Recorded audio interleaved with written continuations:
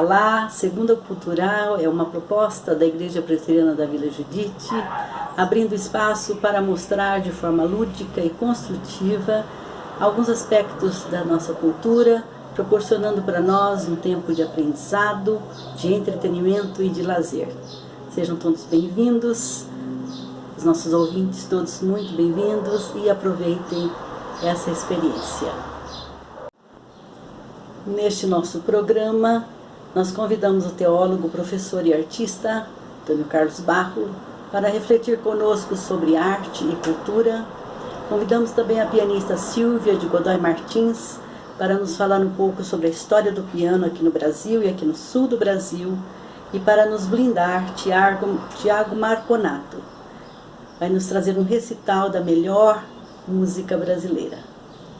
Obrigado a todos que aceitaram o nosso convite para estar aqui e que nós proporcionemos juntos um tempo muito agradável aos nossos ouvintes. Olá a todos vocês, é uma alegria poder compartilhar um pouco sobre esse programa especial que a Igreja Presbiteriana de Vila Judite está promovendo, um programa inédito, um programa super interessante. Então minha primeira palavra é de encorajamento a quem está produzindo, às pessoas que estão produzindo, de parabenizar a todos e todas envolvidos nesse projeto. É um projeto inédito, é um projeto interessante, que normalmente não se faz, não se realiza. Então, queria encorajar que outros e mais projetos como esses sejam realizados, não só nesta igreja, mas por todas as igrejas de uma maneira geral. Quando nós falamos da arte, normalmente não temos essa ideia de associar a arte ao cristianismo, ou a arte e a vida cristã. Se bem que uma boa parte do povo da nossa igreja está envolvido na produção da arte, e gosta da arte, e ama a arte, mas temos dificuldades em colocar a arte a serviço do reino de Deus. A arte começa a surgir na história da igreja no final do segundo século, ainda de forma bastante incipiente, quando algumas gravuras ou algumas imagens eram pintadas nas paredes das grutas, provavelmente onde muitos cristãos se refugiavam. Então acabavam fazendo aqueles desenhos primitivos. Estou falando em termos de cristianismo. Depois, na metade do terceiro século, a arte cristã é inspirada na arte que estava ao redor das igrejas, no entorno das igrejas, ou poderíamos dizer a arte secular. E então se traz para dentro do cristianismo a realização dessa arte agora voltada para os dizeres e os tipos, e começa a se produzir então a arte a partir da visão cristã. Depois, no começo do quarto século, com a conversão do imperador Constantino, então o cristianismo se torna naturalmente a religião do império, e aí ficou mais fácil para a realização e a concretização da arte, e a arte então se espalha para dentro do cristianismo. Então, como você pode ver nessa breve palavra pincelada, a arte acompanha o desenvolvimento histórico do cristianismo. A arte está conosco desde os primórdios da fé cristã. A arte, ela é um meio de comunicação, ela é uma mídia, ela é um veículo de comunicação. Então, quando está se comunicando, o que é que tem importância? É aquilo que se comunica, a mensagem que é comunicada. Então nós podemos ver a arte como um meio de comunicar uma mensagem, de transmitir uma mensagem, de revelar uma mensagem.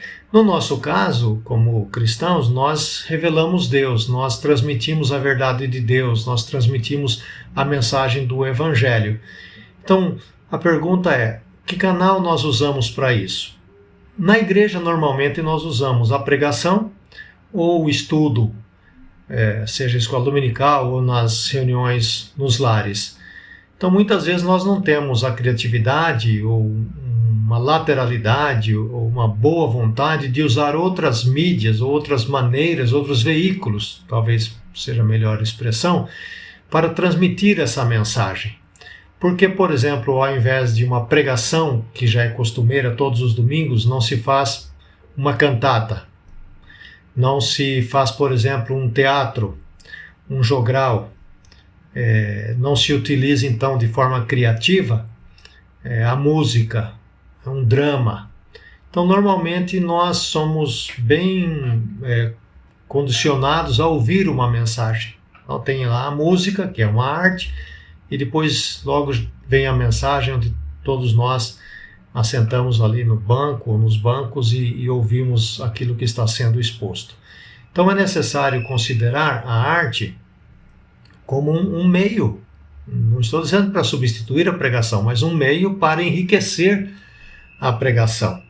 Eu me recordo em uma conferência que eu fui há alguns anos na Holanda, e toda a mensagem, ao final dela, ela era resumida em um pequeno teatro, um pequeno drama. Era interessante, porque você fixava melhor aquilo que havia sido comunicado, aquilo que havia sido pregado. Então veja que o próprio Deus ele usa a arte para comunicar a sua própria pessoa. O Salmo diz que Deus se revela, né? Os céus, a natureza, proclamam a glória de Deus, ou seja, Deus pinta os céus para revelar-se a si mesmo. Então, a arte não é alguma coisa meramente humana, que uma produção humana, mas tem inspiração no próprio Deus. Outro ponto a se destacar é a arte e a soberania do próprio Deus. Então, a pergunta é: tem uma arte secular e tem uma arte cristã? Ou poderíamos dizer que Deus inspira toda a arte, independente se a pessoa é uma cristã ou não? Por exemplo, as artes, as imagens que nós temos, por exemplo, do Aleijadinho, aquilo é inspirado por Deus? Aquilo pode ser usado para revelar alguma mensagem sobre Deus?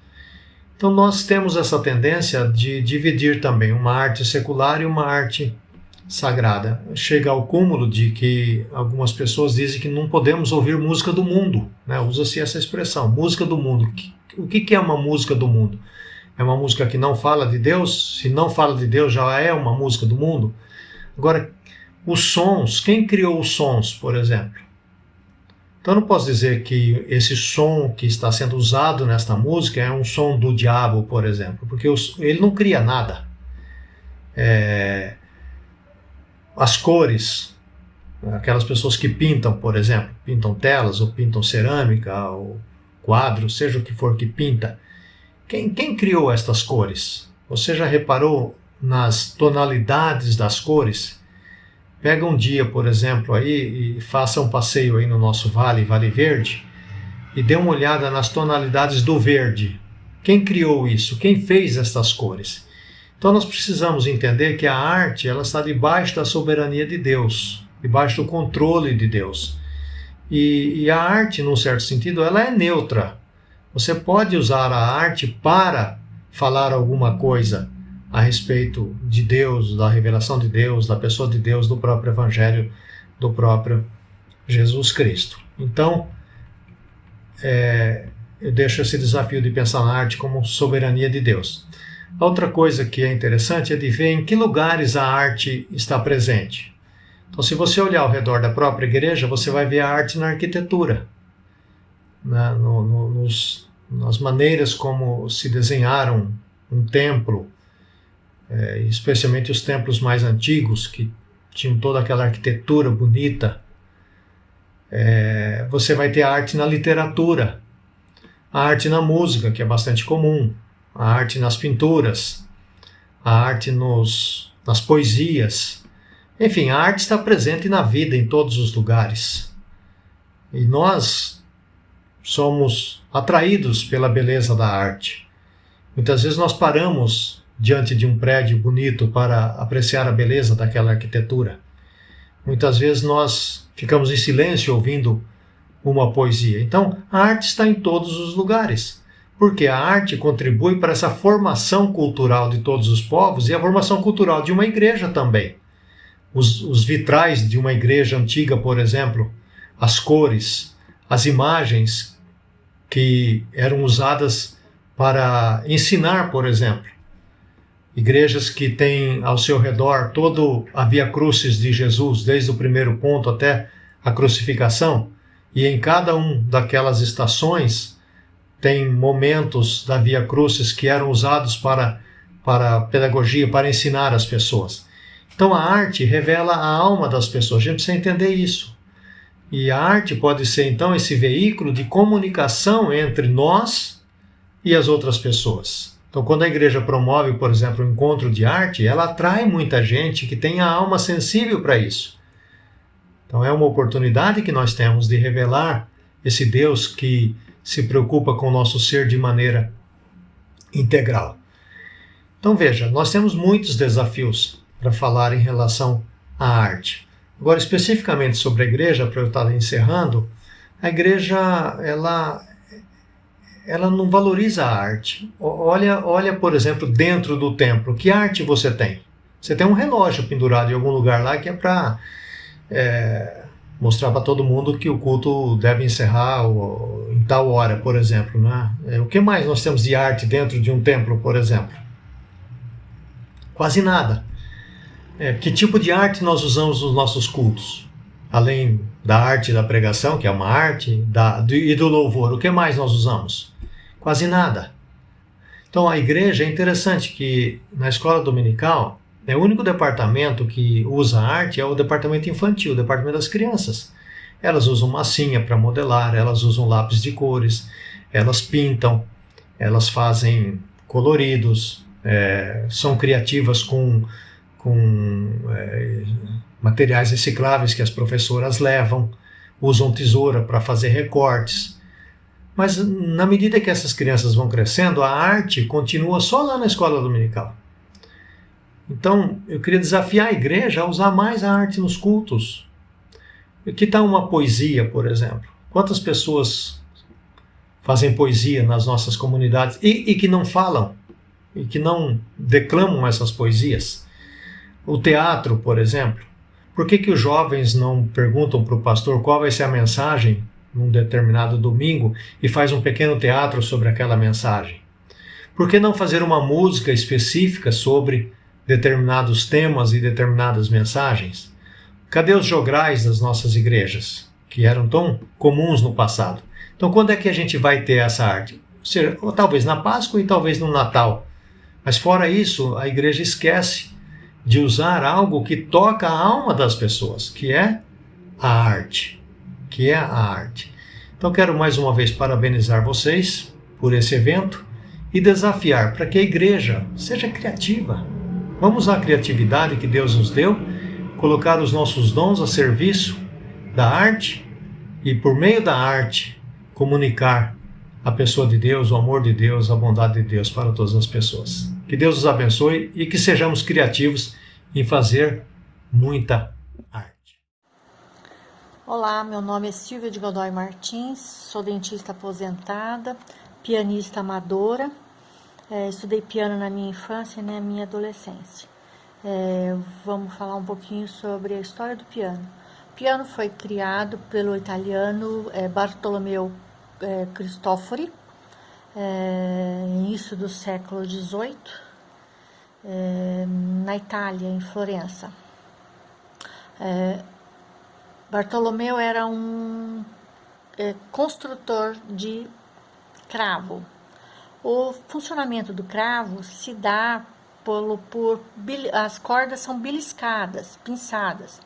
Esse mecanismo de funcionamento ele produz sons de uma intensidade constante. Mesmo que o instrumentista põe mais força ou menos força no toque da tecla, a produção do som é a mesma. Em 1707, ele desenha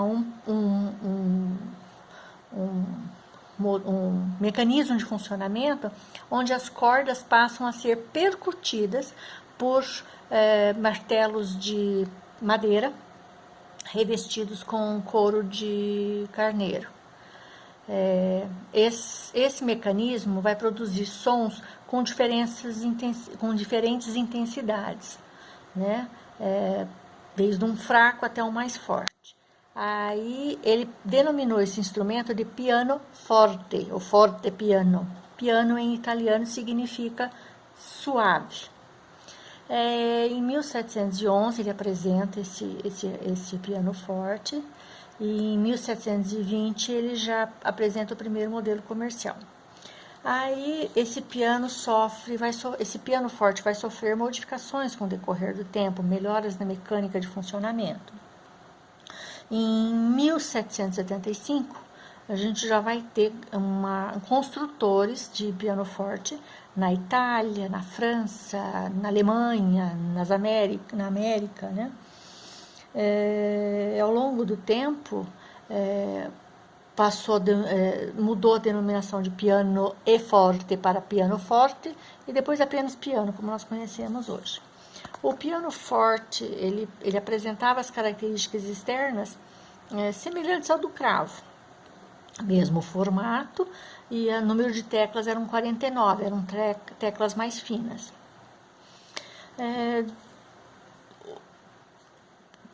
Demorou 100 anos para o piano substituir definitivamente o cravo. O cravo, hoje em dia, ele é usado apenas em orquestras de época, instrumentos de época. O auge da fabricação dos pianos, esse auge acontece na década de 1910, 1920, 1930, mais ou menos essa época. Podemos chamar de pianos modernos os fabricados a partir de 1890, que a mecânica é praticamente a mesma de hoje, pouquíssima diferença, apenas o número de teclas. Chegou até 85, hoje o piano tem 88 teclas, 3 pedais, um pedal que faz sustentação de som, que é o da direita, o do meio faz surdina, que é o abafador, e o pedal da esquerda ele desloca os martelos, então vai produzir um som mais suave. Hoje em dia os martelos não são revestidos de couro, são revestidos de feltro, né? E as teclas eram feitas no começo de marfim, hoje não, elas são uma resina. Os primeiros pianos trazidos para o Brasil coincidem com a vinda da família real portuguesa, que aconteceu no começo do século XIX, 1807, 1808.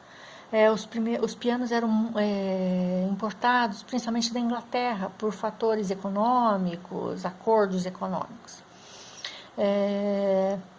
No final do século XIX,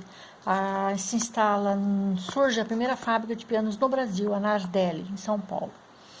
Com a vinda de migração de principalmente judeus alemães, que trouxeram a tecnologia da construção de pianos, houve aprimoramento dessas técnicas de fabricação de pianos no Brasil. Em 1890, o alemão Florian Zinfelder funda a fábrica Zinfelder. A princípio se instala na Argentina, Buenos Aires, mas ele, não muito satisfeito com a qualidade da madeira lá encontrada, acaba vindo para o sul do Brasil, Curitiba, pela qualidade das madeiras que eram encontradas aqui, né? Madeiras nobres, embuia, mogno, cerejeira. Na década de 1930, acontece uma cisão nessa fábrica. O neto dele, o Alceu Zinfelder, cria uma nova fábrica. E os pianos passam a ter uma identificação com uma letra na frente para identificar o que era original e o que era da nova fábrica, que passou a ser, tinha o Zinfelder e o A. Zinfelder, A de Alceu. O Alceu se associa ao Oskar Schneider. O Oskar Schneider é um teclista alemão que veio para o Brasil com o avô dele, trabalhou com o avô dele, e eles passam a fazer o piano Schneider. O piano Schneider ele foi fabricado de 1937 até meados da década de 80. Em São Paulo, a fábrica Schwartzmann, que em meados de 1950 se muda para Mogi das Cruzes, permanece em funcionamento até a década de 70.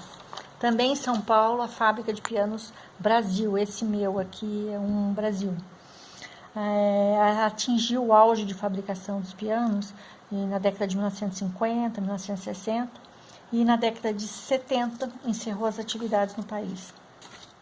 Outra fábrica também que encerrou as atividades na década de 1980, após 53 anos fabricando pianos no Brasil, foi a Zimmermann.